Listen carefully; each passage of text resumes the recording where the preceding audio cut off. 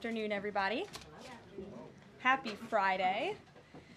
As you all know, the President is currently undergoing his routine and long-scheduled physical at Walter Reed Medical Center, and we will have a readout from the White House physician. Last night, Casina Carolina arrived back safely in the United States after being detained in Russia for more than a year.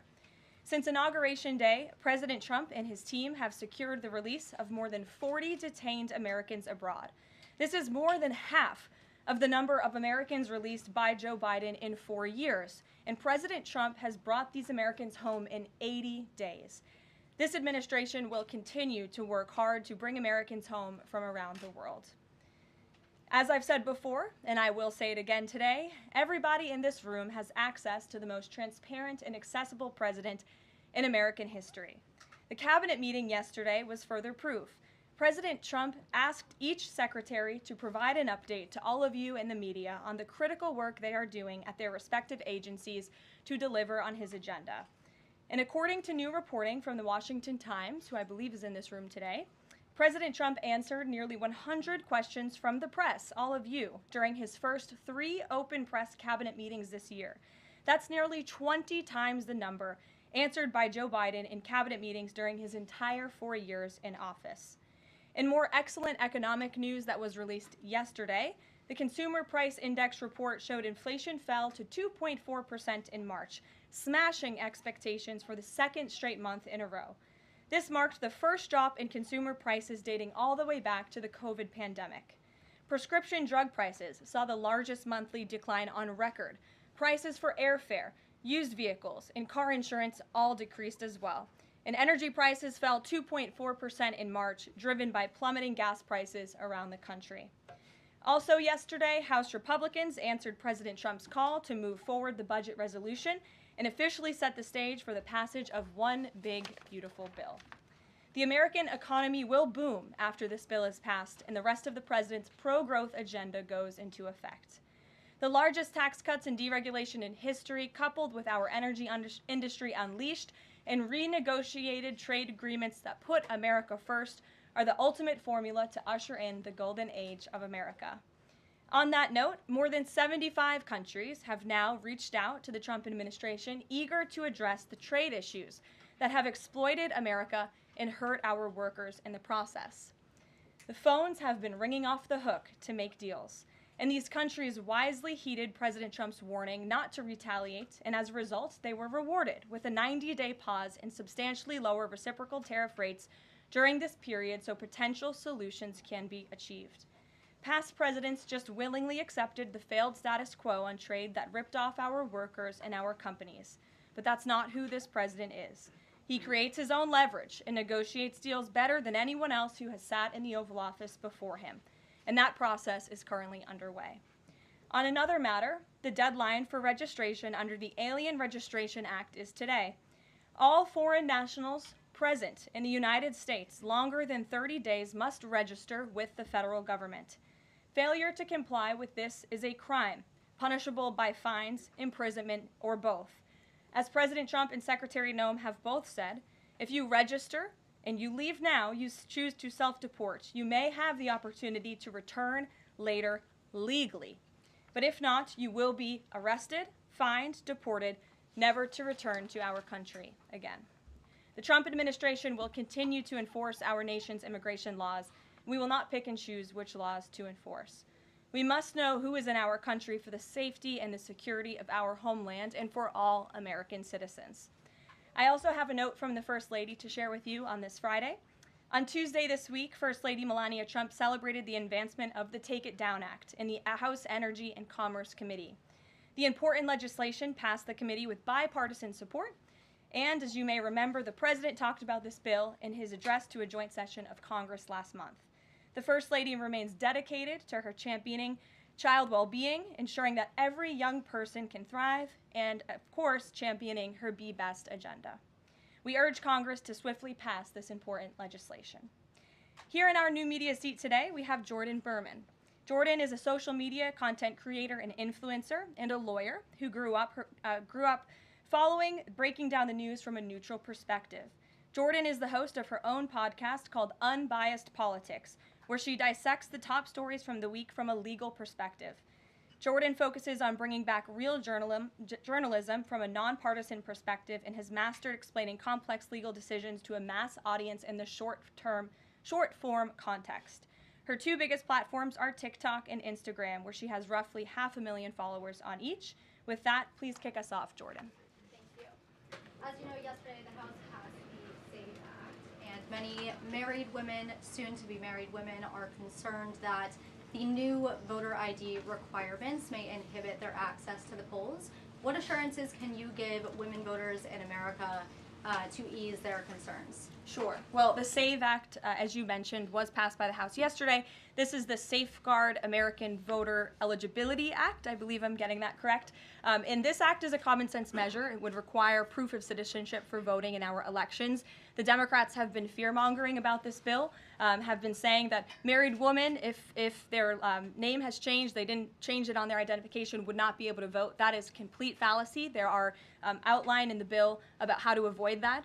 The president very much supports a common sense solution to ensuring that only citizens can engage in our elections. This is critical to improving the integrity of our elections and also the trust that American citizens need to have in our electoral process. So the president supports this bill, and that is a myth that has been proven wrong by the text of this bill, and I believe some of the co-sponsors of the bill have been very vocal in addressing that, and certainly I myself, as a married woman, would not stand before this podium if the president did not support such a common sense measure.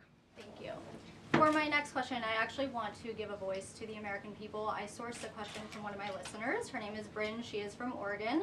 And she asked, what, if any, plans do you have, the administration, for the money that will be generated by tariffs imposed on foreign goods?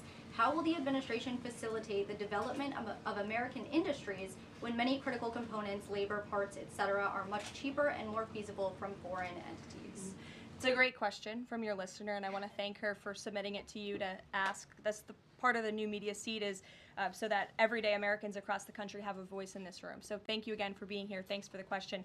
The president's point about his trade and tariff agenda is to bolster our manufacturing industries here in our country, to bring down the cost of living here in our country, and to ensure that we are maintaining critical supply chains here in America. We cannot be dependent on countries like China if we want this country to be strong and wealthy. So the president wants to restore wealth to America by shoring up these jobs here at home, which will result in good paying jobs and higher wages for the American public. And so Americans should trust in that process. He effectively implemented tariffs in his first term while driving down the cost of living in this country, and that's what he's focused on doing again. Thank you. As a follow-up question, could I just ask, are there any specific ideas that the administration has as to what that revenue, specific tariff revenue, will be used for? Yes, to the heart of your question, the president has spoke about the trillions of dollars that he expects in revenue from tariffs and how we can use it to pay down our debt and to ensure that we are no longer faced with a crippling national debt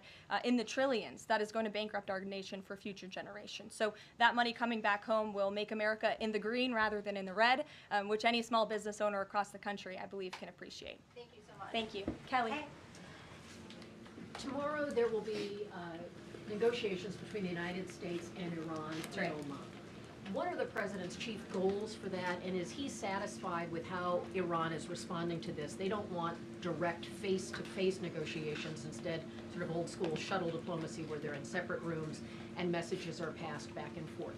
So is the president comfortable with the arrangement there, and what is the chief objective? Well, I have spoken to both the president and also his national security team who will be engaged in these discussions. These will be direct talks with the Iranians, and I want to make that very clear.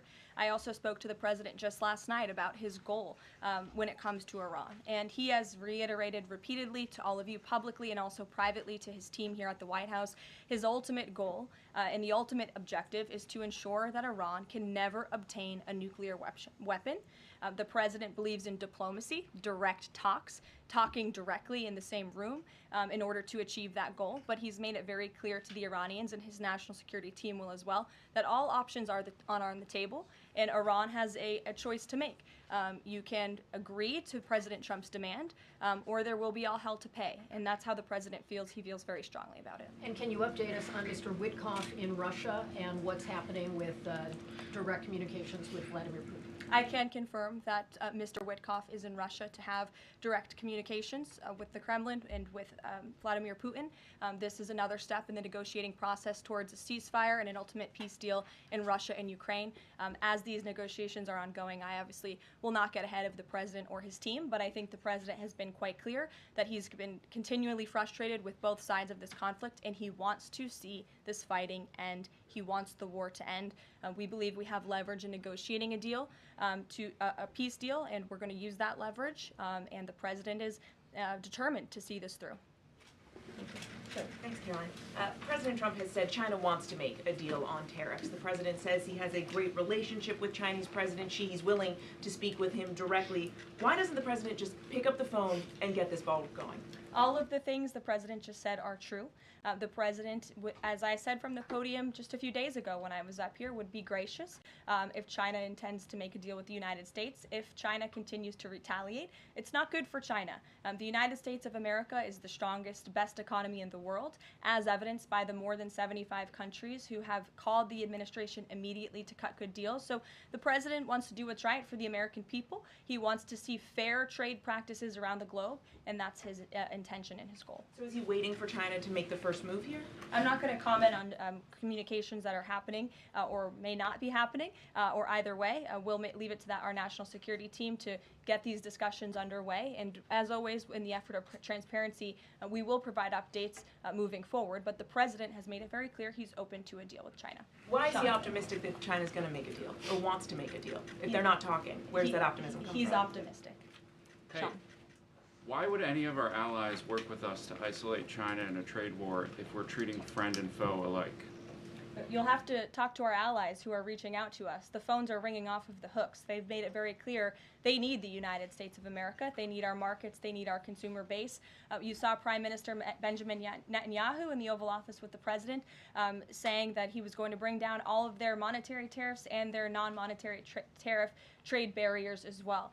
We've heard from South Korea. We've heard from Japan. The president has spoken to Vietnam. We have Italy coming to the White House next week. There's a reason for that, Sean, and it's because they need the United States of America and our business model and our markets to survive, and the president is using that leverage to our advantage. Michael. Hey, thank you, Caroline. Two-part question on China. Beijing says it will simply ignore any further tariff escalations from the U.S. Does President Trump see this as China backing down? And as a follow-up to that, what do you say to people like Shark Tank's Kevin O'Leary who say, you guys simply haven't tariffed China enough? Look, the tariff rate on China remains where it was yesterday, at the 145% level. The president made it very clear when the United States is punched, he will punch back harder, and he hopes to make a deal that benefits the American worker and our companies that have been ripped off for far too long, and he's finally taking bold and courageous action to do that. You know, taking on China is, in the terms of trade and tariffs, is something that both Democrats and Republicans alike have spoken about for decades. President Trump is finally doing it. Caroline, real quick, the president of El Salvador is coming to the White House on Monday. Does President Trump want him to bring Kilmar Abrego Garcia with him?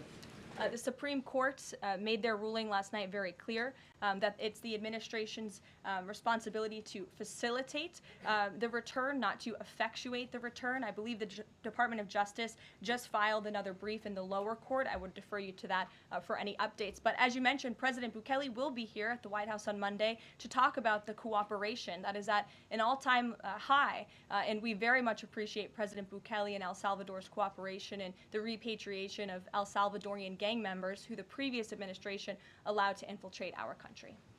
Sure. Thank you very much, Caroline. The president spoke quite highly of the great relationship that he has with the Turkish president. We know that the president might be heading off to the Middle East very soon. Is he planning to meet with the Turkish president, either here in the White House or in Turkey? Any plans? I don't have any details about the president's overseas trip other than to say he was surely going to Saudi Arabia. There could be more countries as part of that trip. We're working on the details, and as I've said repeatedly, we will provide the details of that trip as soon as possible. A trip to Turkey, or his invitation to the Turkish president, is under consideration? I'm not going to comment on the details of the trip, but once they're confirmed, I will certainly let you all know. Yes, Stephen. Thank you, Caroline. I'd like to ask you about presidential health and also about tariffs. On presidential health, are there plans for the president's physician to come here and take our questions? And also, President Trump repeatedly makes remarks about the former president's health. Is he considering using his executive powers to bring any greater transparency there? As I have said, the president is undergoing his long-scheduled physical. It's a yearly physical that every president receives, and we will provide an update on that by the president's physician as soon as we possibly can. And about the former president and transparency regarding his health, are there...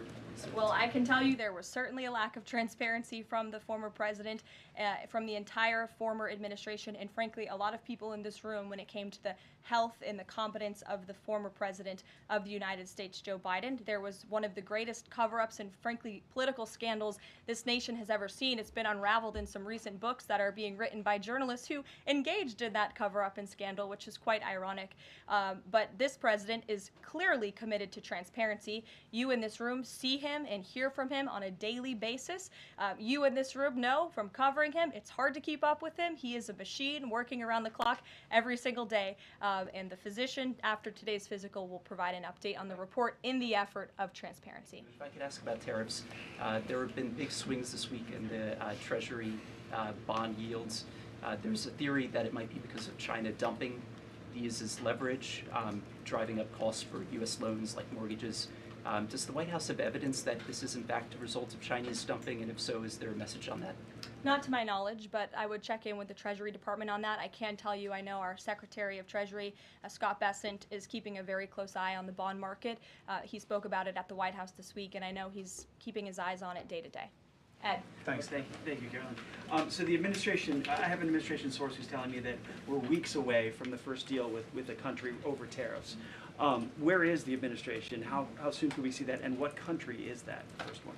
I won't reveal or get ahead of our trade team as these negotiations are obviously ongoing, but I can tell you very good progress has been made. Jameson Greer was on television this morning and I spoke to him, and he confirmed that more than 15 offers are already on the table, which is remarkable in just a mere matter of days. And as I said earlier, we've heard from more than 75 countries around the world. This is a team effort. The president has a team of great, brilliant advisors who have been with him every step of the way, and all of them will be divvying up the workload. And I just want to give the president and his trade team credit for taking this on. This is a massive undertaking. There's no doubt about it. We take it very seriously. The president is determined to renegotiate global trade on behalf of American workers. And again, you've seen people on both sides of the aisles calling for this for years, but I think no other president lacked the courage or maybe the work ethic or the stamina to take on such a task. And I know there were some questions about the president's delayed departure earlier to Walter Reed. I'd like to address it was because he is working on this very issue, so he was running a bit behind this morning. On the 90-day pause, what would the president need to see in order to extend that 90-day pause for countries on tariffs? Well, I think the president addressed this yesterday when he said he's hoping that there will be good deals made before the 90 days is up, and we will cut those deals as soon as we possibly can, country by country, tailor-made deals for each and every country as they all propose unique challenges and unique assets to each country, advantages rather, and when that 90-day mark hits, the president will make that decision then. One more, if I could, on a different subject. So a bird earlier attacked my colleague, Peter Ducey, during a live shot at the White House. I'm wondering if that's why Peter is absent from his seat. Is he doing okay? He's recovering. Has anyone checked on him? He's recovering. Is anyone looking into that incident?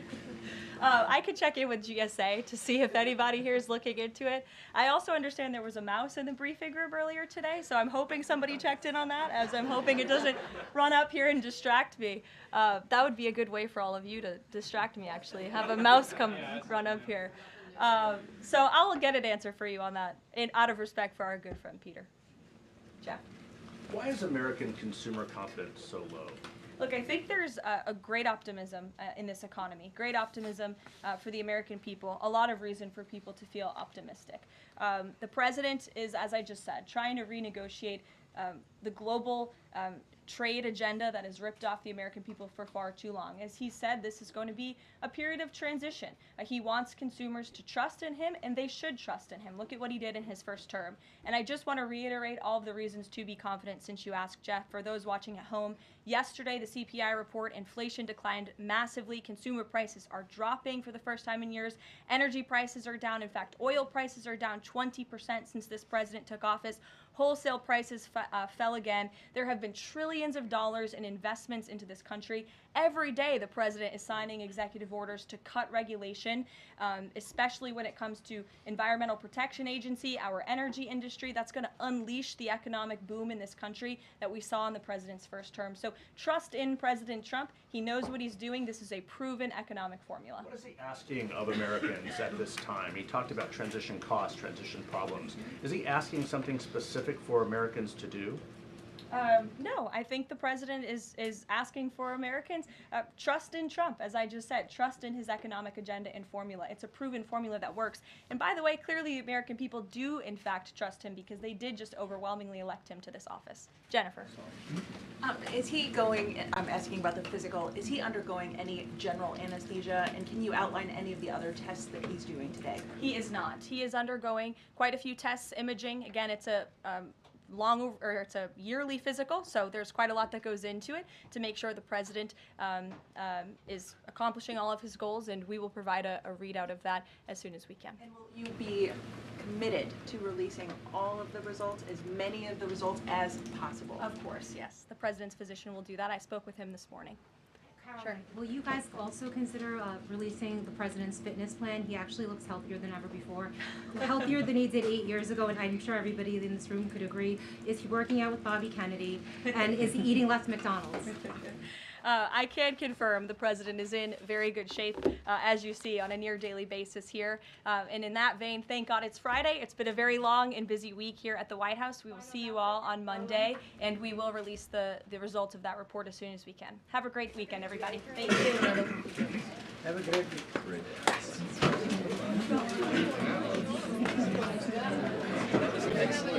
week.